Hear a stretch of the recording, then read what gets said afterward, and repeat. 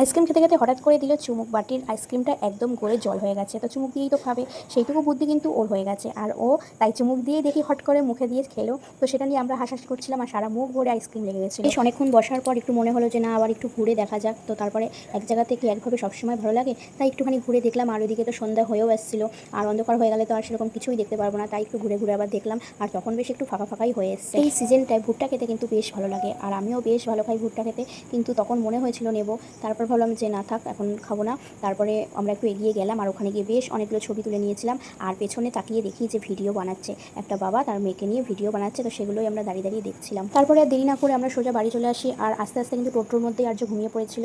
আর তারপর বাড়ি এসে ওকে শুয়ে দিয়েছিলাম। আর আমার খুব খিদে পেয়েছিল বলে ঘরে পাউরুটি ছিল, সেটাই খেয়ে নিই। তো এখানে এই পর্যন্ত কেমন লাগলো তোমরা কিন্তু অবশ্যই জানিও। তোমার ভিডিও পোস্ট করার সাথে সাথে তোমাদের কমেন্টের অপেক্ষায় কিন্তু আমি থাকি, কারণ তোমাদের একটা কমেন্ট আমাকে আরও একটা ভিডিও বানাতে সাহস যোগায়। আজকে এই পর্যন্তই, আবার ফিরে আসবো অন্য একদিন অন্য কোনো ভিডিও নিয়ে। ততক্ষণ তোমরা সবাই সুস্থ থেকো, ভালো থেকো, সাবধানে থেকো, পাশে থেকো। তোমাদের সবাইকে টাটা জানিয়ে আজকে আমার এই ভিডিওটি শেষ করলাম।